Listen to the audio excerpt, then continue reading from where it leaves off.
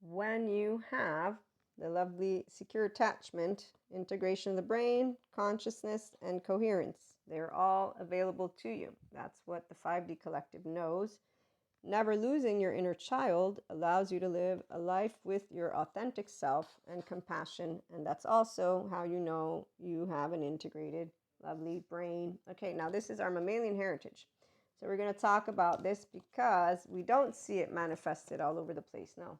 But we, the securely attached, differentiated self person who is attachment trauma informed, I am, gets to tell you all about the adventures of living a life where your inner child never died. Thanks, Mom. So I have a whole 3-year-old heart. It never learned shame because I was allowed to express all of my basic human emotions as a kid growing up. And I was not suppressed versus those who get suppressed. They don't get to explore from their 0-1-year-old attached panicky, their 3 to 7 shame submissive, their freeze of all ages, their flight 11, 12, and their fight 14, 15, 16. So your inner child is made of these charged parts, the very basic, and secure attachment individuals will have a whole self. So we will be able to have a friendship with all of these, which is why when I say we, now I know it's because I've always been an integrated brain. And with integration comes the lovely bilateral communication. So when I have thoughts, my left mode isn't my enemy and my right mode isn't overwhelmed. I don't have a window of tolerance for the emotions that come up. I actually have a window of welcome. So I don't want to do personal development. I want life now. I don't do, let me throw shit in your face because I'm pissed right now. I can be passionate, but I won't be throwing it. Well, also my mother taught me how not to use my tone, which is still a 3-year-old with her. So attachment trauma informed, 5D mystic here in the enlightenment soul age group. You can be in the enlightenment soul age group. Moving into it is very clear when you're a mystic because you have access to more than your just the 5 basic senses.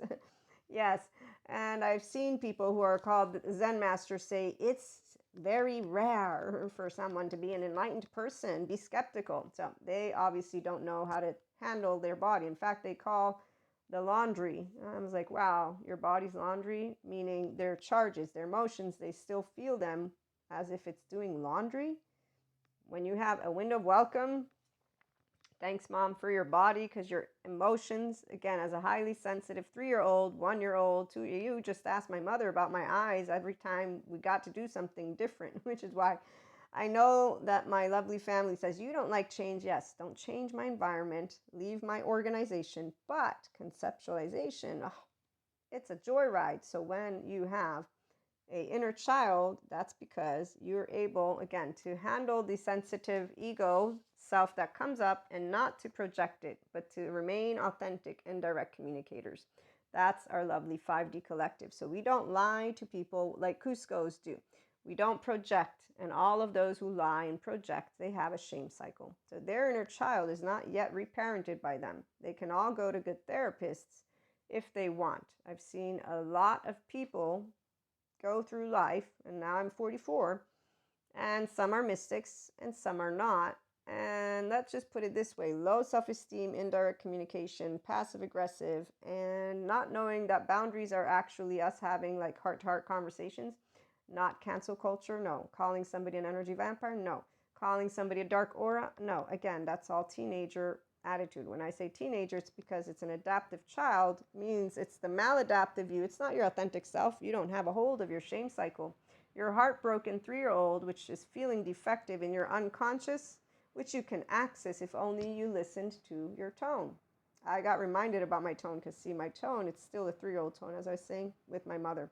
It's because I'm a differentiated self, and I was already a differentiated self at 3, and I was allowed to express all of my wild emotions. Yes, I was not told I was spoiled. I was not treated like I needed to behave quietly and with no energy. In fact, actually, the entire Neapolitan Italian South, the parents, the mothers, they let their kids run free and wild, thank goodness, because otherwise they would have suppression and they'd act like this and they would not know how to handle, like when I see people like this and they don't know how to handle anything that comes up. So what happens when something comes up, but your 0-1-year-old attached panic, you didn't get secure attached, or you got yelled at 3 or 4 and you began to get that unfortunate narcissist bubble broken.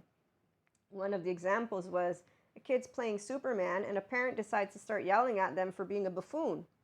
I've seen that. Yes, and they don't repair. So if you repair, that helps, because at least you're going to say, I'm so sorry I shamed you. You were just playing and having fun. I got stressed for no other reason except for I'm an adult and I don't know how to have fun.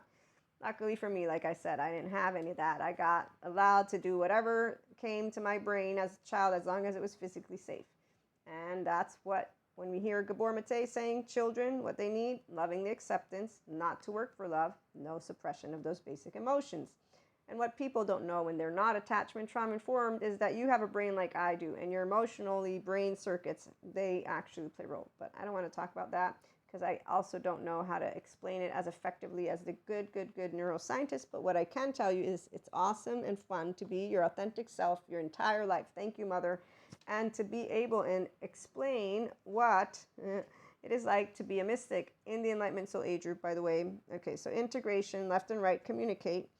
And the word that I used before, that we are able to accept change with conceptualization. Okay, so I know conceptualization might have different terminology, so I'm just going to give us one of the definitions here. The act or process of forming an idea or principle in your mind. Okay, so for me, any type of belief system that I grew up with as I move forward, it was not, oh my God, something's happening. No. Okay, my brain's flexible, adaptive, coherent, energized, stable, and thank you, faces. That's it.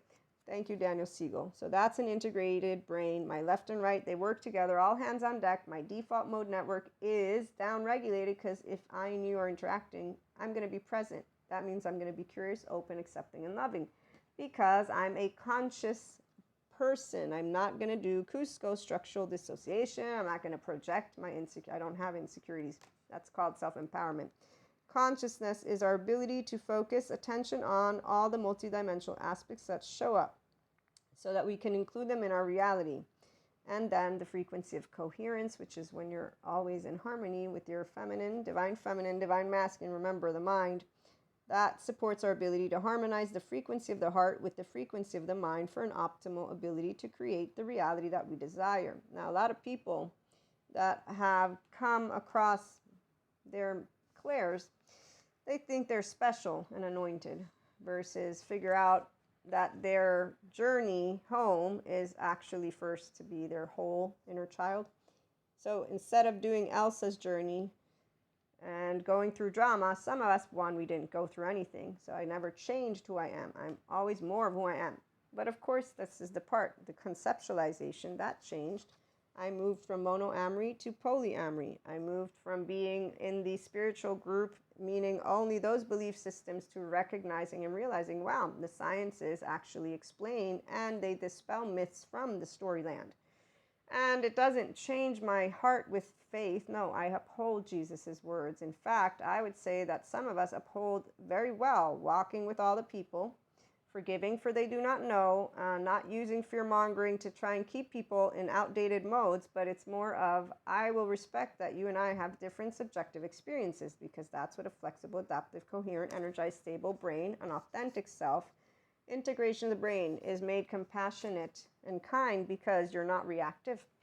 Because I'm not using my brainstem, I'm using my prefrontal cortex, emotions. It takes 90 seconds to work through one if you're using my implicit bias, my cultural bias, whatever it is that is bias. I don't need to project it at you. I don't need to get pissy in my pants. If you and I have a different political, religious, whatever view it may be, I and you can talk about it, because anything in the belief system realm, by the way, that's my thing. I'm not a flat earther, which is why I'm woo-woo pseudoscience lady. I'm okay with that because I respect my academics and I know about the brain. So again, unflappability, not easily upset or confused, especially in a crisis. Imperturbable. Thank you, Mom. So as a whole 3-year-old heart, twin flames, nothing's going to destabilize an actual 5D mystic. The other mystics is a different story. That's why they have all of that. But for us, it's functional adult relationships, secure attachment. We know how to have potcha conversations. We love authenticity. And in fact, authority is all about powerful, directed, receptive, wise, and loving energies. And empowerment, just so we can end, it's to show up fully and completely, which you can only do if you're a whole inner child with a grown-up leading the way. Tune in for more.